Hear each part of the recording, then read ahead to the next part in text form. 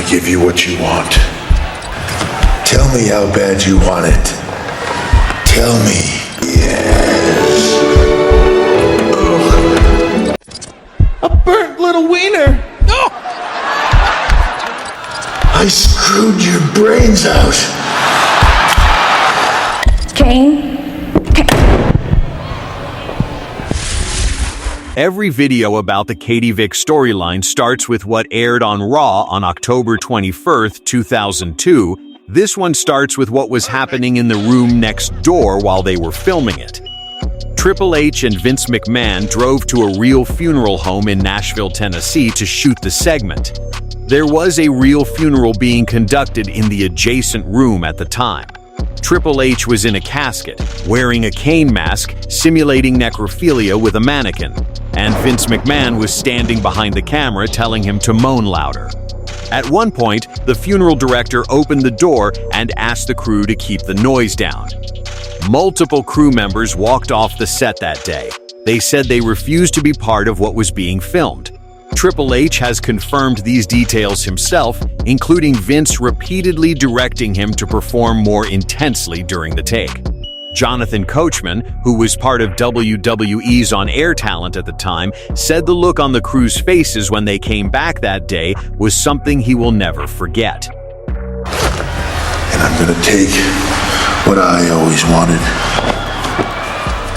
Tell me how bad you want it. Tell me.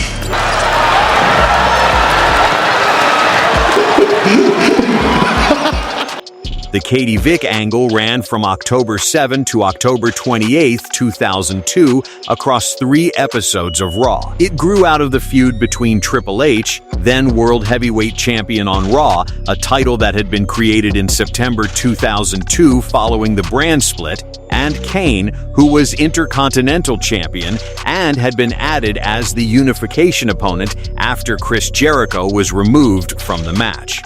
On October 7th, Triple H confronted Kane in the ring and asked if the name Katie Vick meant anything to him. He accused Kane of killing her. Kane addressed the crowd the following week and explained his version of events. Katie Vick had been drinking at a party, he drove her home, an animal came into the road, he swerved, and the car crashed. She died. He did not. He described her as the only person who had ever cared for him during his early wrestling career. Triple H's version was different. The feud had genuine competitive foundations. Katie and I were friends about 10 years ago. She came to my first match and she was probably the only one that cared when I was getting beat up. I cared about her too.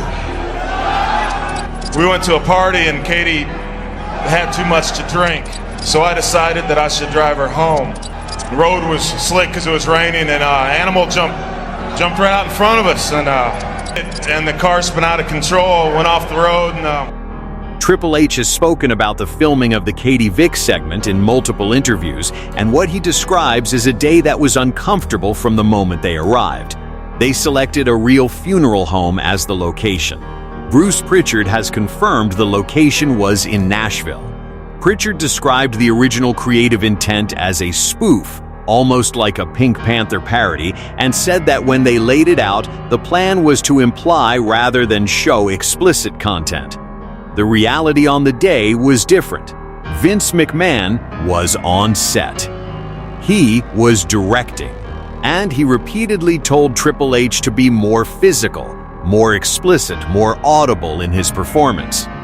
Triple H has said directly that McMahon was badgering him to moan louder while he was in the casket simulating the act.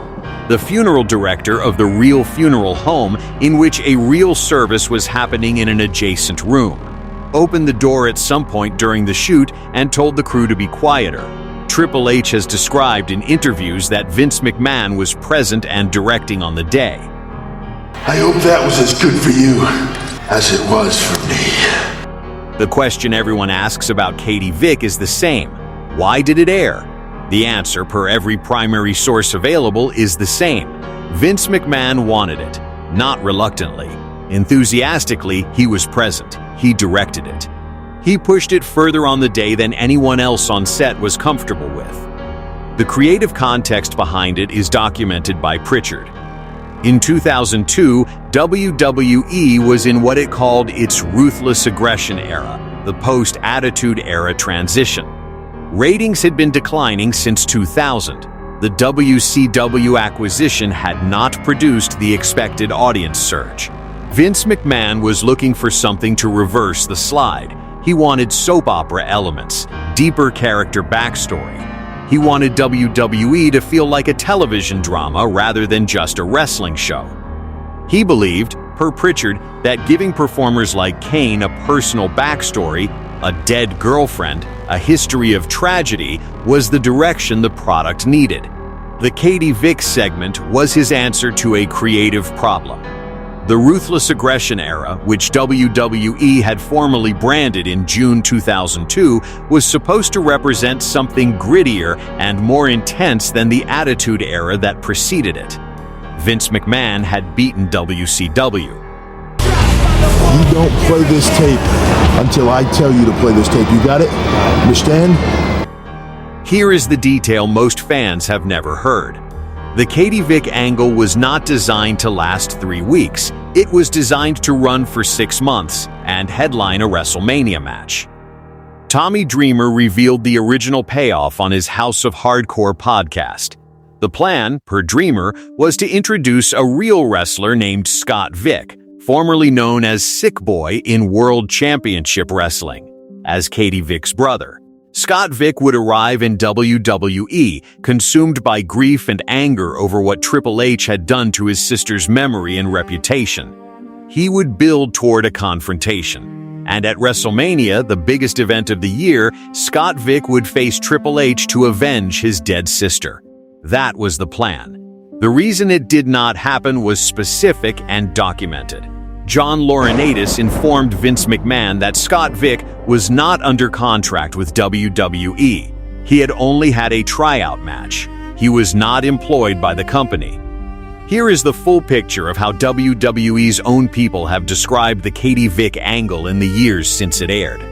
Jim Ross, who was on commentary for Raw and one of WWE's most respected senior figures at the time, called it an embarrassment to wrestling on his Grilling JR podcast. Coachman said it was one of the most repulsive, disgusting storylines of all time. Sahadi said he was so appalled and embarrassed and got heat from the company for opposing it. Prichard attributed the entire thing to Vince's love of toilet humor and his belief that pushing past discomfort was the engine of great wrestling television. Triple H has been measured in his public statements. He has acknowledged it happened, described the filming conditions, and has never publicly said he believed it was good creative. The most striking institutional response came 19 years after the angle aired. In March 2021, Kane, Glenn Jacobs, was inducted into the WWE Hall of Fame. Here is the detail that makes the Katie Vick story different from every other bad WWE storyline. The man who was in that casket in October 2002, who was directed by his father-in-law on set, told to perform more explicitly while a real funeral was happening in the next room, whose crew members walked off around him, is now WWE's Chief Content Officer.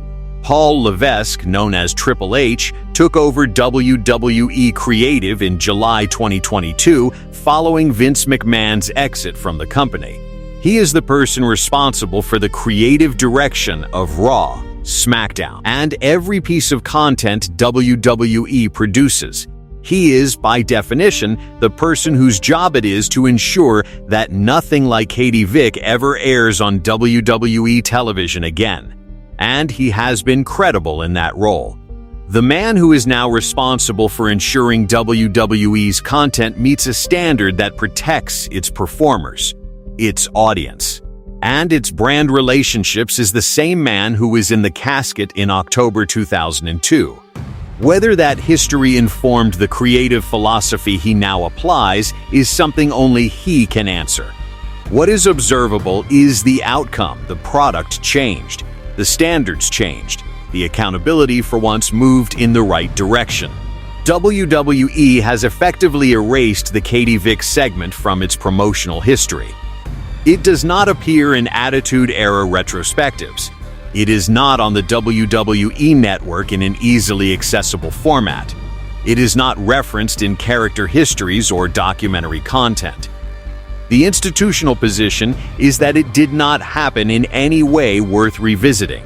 But what it tells you about who Vince McMahon was as a creative authority, about how far his power extended over the people in his building, about what it took for people to walk off a set rather than continue participating, is the part of the story that the erasure cannot remove.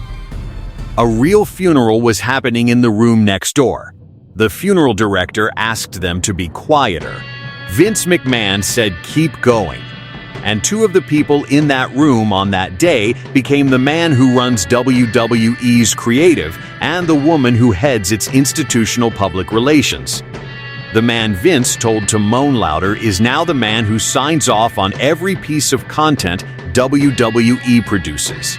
The funeral director who asked them to keep quiet has no idea that the person he was speaking to runs one of the biggest entertainment companies in sports. And the name Katie Vick does not appear on any WWE promotional material produced since 2002. The erasure is total. But the production record exists, and the people who were in the room know exactly what happened.